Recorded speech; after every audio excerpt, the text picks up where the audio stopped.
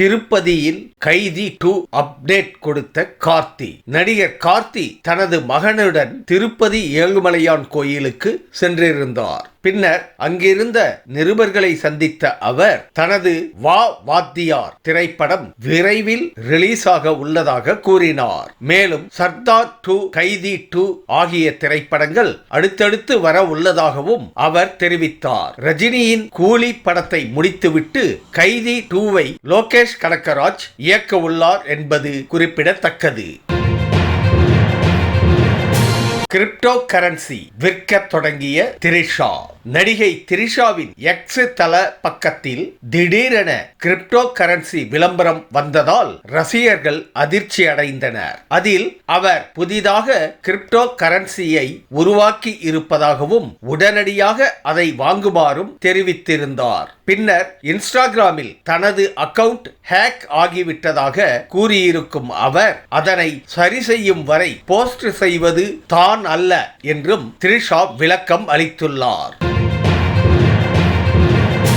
திரிஷா சொல்வது உண்மையா பொய்யா? புதிய மோசடி ஒன்று பரவுவதை பாப் பாடகர் கான்யே வெஸ்ட் சுட்டிக்காட்டி இருந்தார். பிரபலங்கள் சம்பந்தம் இல்லாத பொருளை சோசியல் மீடியாவில் ப்ரமோட் செய்வார்கள். பின்னர் அக்கவுண்ட் ஹேக் செய்யப்பட்டதாக விளக்கம் கொடுப்பார்கள். இதற்கு பெரிய சன்மானம் கிடைக்கும். திரிஷாவும் அப்படியான உத்தியை கையில் எடுத்தாரா அல்லது எக்ஸ் தள பக்கம் உண்மையிலேயே ஹேக் ஆனதா என்று ரசிகர்கள் குழம்பி வருகின்றனர்.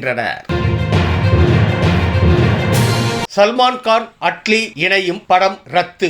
அட்லி இயக்கத்தில் சல்மான் கான் நடிக்கவிருந்த திரைப்படம் கிடப்பில் போடப்பட்டதாக பாலிவுட் வட்டாரங்கள் தெரிவிக்கின்றன.